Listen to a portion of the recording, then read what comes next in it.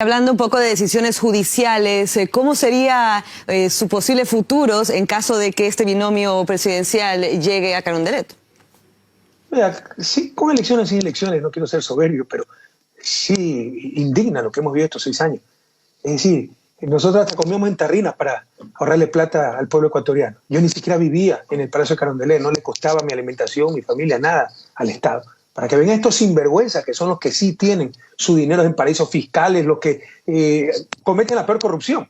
La corrupción tradicional de comisiones, coimas, etcétera, pero la peor corrupción, que es utilizar el poder para beneficio de sus grupos. Por ejemplo, Lasso apenas llegó al gobierno por un caso de corrupción que hubo en una aseguradora pública, la aseguradora pública de Seguro Sucre, que dicho sea de paso era privada y la tuvo que rescatar el Estado después de la quiebra bancaria del 99, que daba 15, 20 millones de utilidades anuales. Con ese pretexto la eliminó, la liquidó. ¿Qué es lo que hizo en verdad? Le regaló todos esos negocios a las 3 o 4 aseguradoras privadas que le financiaron la campaña.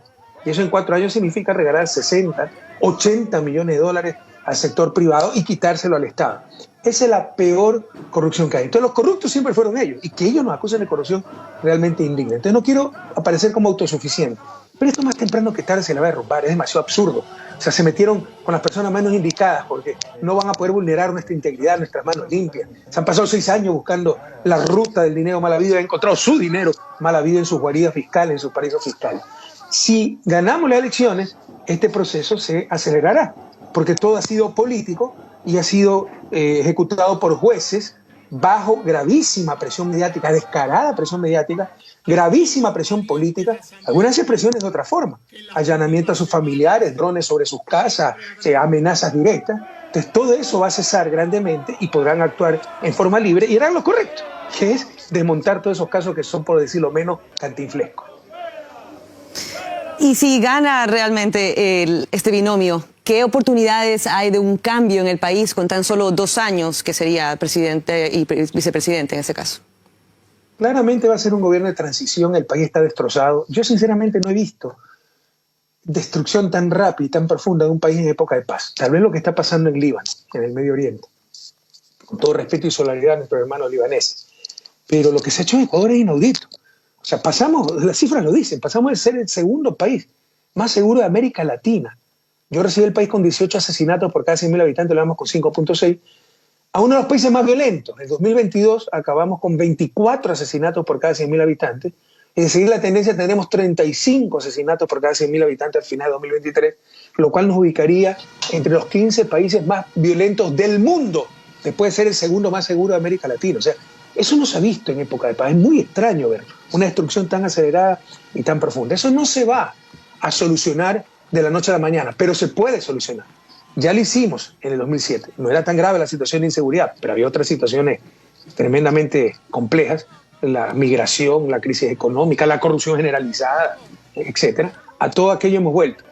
Ya lo hicimos una vez, lo podemos volver a hacer. Obviamente no va a poder ser de la noche a la mañana, pero se puede resolver, y mientras los otros prometen, nosotros ya lo hicimos, ya lo demostramos. La anticipación de elecciones fue una figura que nosotros pusimos en la Constitución, nueva Constitución en 2008, para evitar los fraudes democráticos que se resolvían en Ecuador de forma violenta, inconstitucional muchas veces, y creo que ha funcionado. Frente al fracaso del gobierno de Lasso, sus mentiras, se vio obligado a anticipar elecciones y eso ha disipado las gravísimas tensiones políticas y sociales que había, ¿no? Y esto nos llevó pues a toda velocidad, porque el tiempo es muy corto, a prepararnos a las nuevas elecciones, y lo fundamental son los candidatos. Eso se ha realizado este sábado democráticamente en Convención de Revolución Ciudadana Lista 5, y han salido electos como nuestros representantes para presidenta de la República, Luisa González, que es una compañera abogada con 2 maestrías, ex asambleísta, ex secretaria ejecutiva de Revolución Ciudadana y ex secretaria de la Administración de mi gobierno, es decir, jefa de gabinete.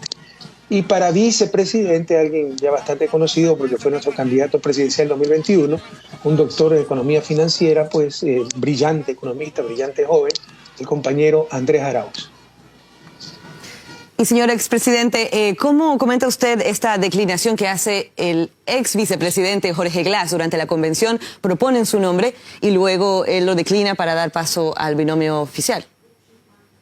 Horas antes de decidir el binomio, se gana una acción judicial donde un juez, haciendo lo correcto, le devuelve los derechos políticos a Jorge Glass, declarando que se había destrozado el debido proceso. Esto es histórico, porque ya los jueces están perdiendo el miedo, pero además se está reconociendo un juez ecuatoriano que lo de Jorge Glass fue lawfare, es decir, persecución judicial, y de ahí vendrán otros casos también, porque todo es lo mismo. Entonces es extremadamente importante. ¿Cuál es el problema?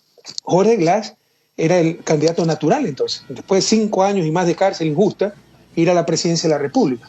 El problema es que era muy frágil, muy vulnerable la situación, porque mañana pueden revertir esa decisión judicial el propio juez, cual sería inaudito, pero lo pueden amenazar. ¿Cuántas cosas ya hemos visto?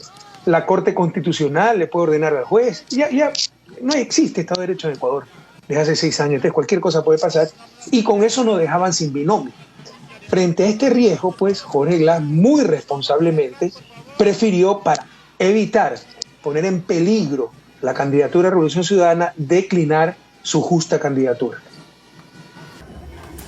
Muchísimas gracias, señor expresidente, por su tiempo para nosotros. Gracias a ustedes, un fuerte abrazo.